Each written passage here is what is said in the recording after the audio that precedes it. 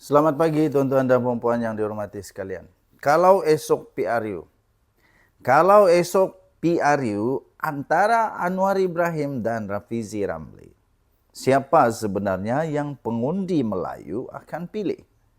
Adakah Datuk Seri Anwar Ibrahim, Perdana Menteri sekarang ini, menjadi pilihan orang Melayu yang juga adalah simbol reformasi? Atau Rafizi Ramli yang digelar sebagai otak strategi dan suara anak muda? Hari ini tuan-tuan dan puan-puan, kita bongkar dengan fakta, kita bongkar dengan semua sentimen dan naratif dalaman PKR sendiri. Jangan lepaskan peluang ini, teruskan bersama-sama dalam kupasan yang cukup menarik ini. Tapi sebelum itu, saya ingin kongsikan satu produk daripada For Life Research Malaysia Sdn Bhd, sebuah syarikat saintis yang telah menemui transofaktor yang dapat meningkatkan imun badan sehingga 400 kali ganda supaya imun badan kita sihat melawan penyakit. Bagi anda yang memang sudah ada masalah kencing manis, darah tinggi, kolesterol, buah pinggang, kanser, sakit mata, sakit telinga, sakit paru-paru, sakit lelaki, sakit perempuan, lemah tenaga batin, apa saja penyakit disebabkan kerana imun badan yang lemah.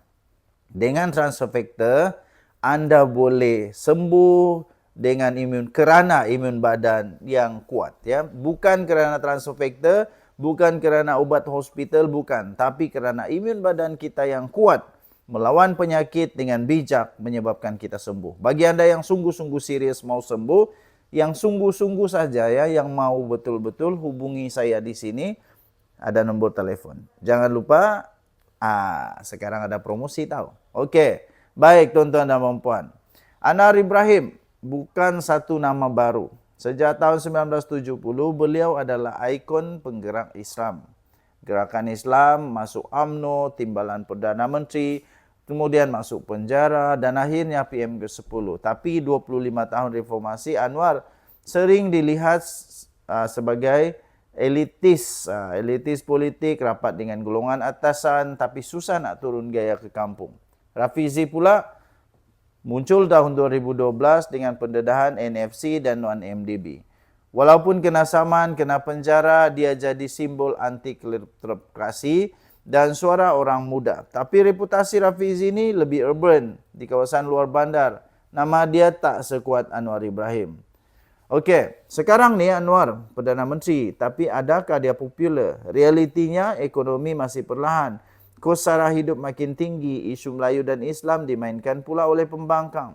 Manakala Rafizi Ramli pula adalah Menteri Ekonomi, tapi banyak idea dia tak sampai, banyak idea dia tak sampai ke akar umbi. Contohnya dana madani, rahmakat, tapi rakyat tanya, kat mana manfaat sebenar? Okey. Namun begitu, pengundi muda dan kelas menengah lebih suka gaya Rafizi yang tenang, berfakta, digital savvy. Sementara Anwar pula dilihat bercakap terlalu panjang, banyak retorik, kurang hasil yang cepat dan sebagainya. Undi Melayu, siapa lebih diterima? Anwar pernah menjadi dominasi undi Melayu luar bandar, tapi sejak tahun 2018 sokongan itu merosot.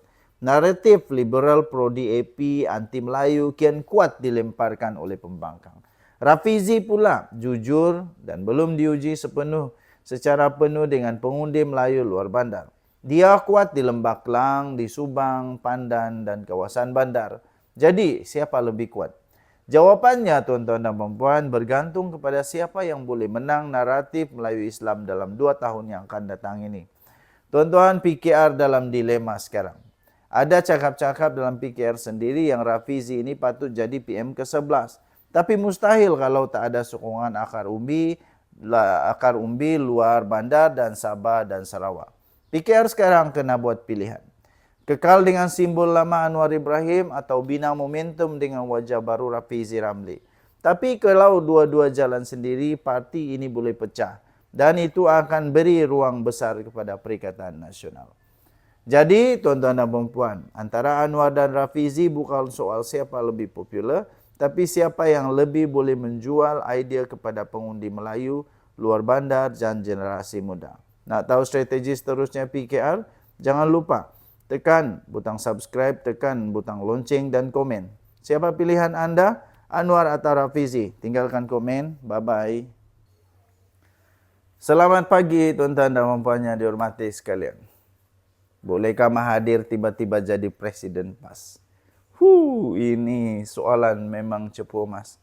Tapi saya mau tanya tuan-tuan dan puan-puan. Kalau tiba-tiba ada Tan Sri, Tun Sri, apa ni? Tiba-tiba Tun Mahathir. Tiba-tiba Tun Mahathir jadi presiden PAS. Agak-agak anda boleh terimakah kalau Mahathir jadi presiden PAS? Ini memang gegaran seluruh Malaysia nih kalau betul. Bagi saya, ini satu sejarah, lebih besar sejarah ini daripada tumbangnya kota Babylon. Kalau tiba-tiba Mahathir jadi presiden PAS. Okey, sebelum kita bincang itu, saya ingin kongsikan satu produk nama dia Transfer Factor daripada Full Life Research Malaysia Sdn Bhd. Sekiranya anda ada masalah penyakit kencing manis, darah tinggi, kolesterol, gout, kanser, sakit buah pinggang, selalu bersihkan darah, selalu lemah-lemah badan, tiada tenaga batin, susah untuk dapat anak, ada buasir, apa sajalah penyakit anda. Pendek kata kesimpulannya ialah semua penyakit menjadi penyakit kerana imun badan kita yang lemah. Transfer Factor Advance atau Transfer Factor daripada Full Life Research Malaysia Sdn Bhd ini boleh meningkatkan imun badan kita sehingga 400% kekuatan tubuh badan, imun badan kita untuk melawan penyakit. Apabila imun badan kita kuat, kita mampu untuk lebih sihat secara optimum dan melawan penyakit. Okey, bagi anda yang memerlukan ini sahaja ya, bagi anda yang sangat serius saja boleh WhatsApp saya, hubungi saya di nombor yang tertera di sini. Anda boleh terus dapatkan ini. Saya akan layan anda dan saya akan rekomendasikan anda produk yang terbaik untuk masalah kesihatan anda. Okey, kita teruskan. Baik, secara realistik dan praktikal, Tun Dr. Mahathir Mohamad tidak boleh menjadi presiden PAS. Berikut sebab-sebab secara jelas dan terperinci. Nombor 1, of course, sebab Mahathir bukan ahli PAS. Sebab Mahathir bukan ahli PAS. Seseorang itu mestilah ahli yang PAS yang sah untuk jadi presiden dan telah aktif dalam parti dan melalui hierarki parti, contohnya EJK Pusat, Dewan Ulama, Pemuda dan lain-lain. Mahathir pula bukan ahli PAS, malah beliau pernah menjadi musuh politik utama PAS sejak era tahun 1980-an, termasuk isu Mamali, Amanat Hadi dan krisis perundangan Islam. Kemudian nombor 2, falsafah politik Mahathir yang berbeza. PAS berteraskan politik Islam. Manakala Mahathir mewakili nasionalisme Melayu sekular. Walaupun beliau menyokong isu-isu Melayu Islam secara politik. Mahathir pernah menghina pendekatan ulama PAS dan pernah menyindir hukum hudud PAS sebagai mainan politik. Nombor 3, hubungan sejarah yang tegang.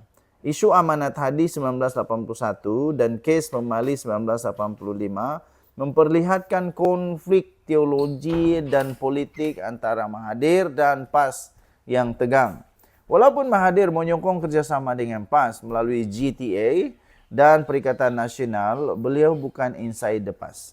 Nombor 4, kepimpinan PAS bersistemkan ulama. Presiden PAS kebiasaannya berlatar belakangkan agama Islam yang kuat. Lulusan daripada pondok, lulusan daripada Mesir, lulusan daripada Madinah dan sebagainya. Manakala Mahathir pula bukanlah tokoh agama atau ulama. Beliau lebih dikenali sebagai teknokrat dan nasionalis. Satu-satunya kemungkinan kecil untuk Mahathir jadi presiden PAS ialah jika PAS ubah perlembagaan parti dan menerima Mahathir sebagai ahli luar biasa dan kemudian melantiknya secara langsung. Tetapi ini sangat mustahil. Ini sangat mustahil. Malah majoriti akar umbi PAS dijangka menentang idea ini dengan keras.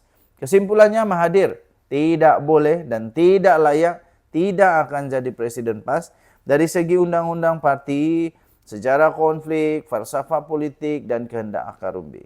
Oke? Tinggalkan komen Anda, apa pendapat Anda. Denyut Nadi Suara Rakyat bergema di channel ini. Jangan lupa tekan butang subscribe, like, dan share. Bye-bye.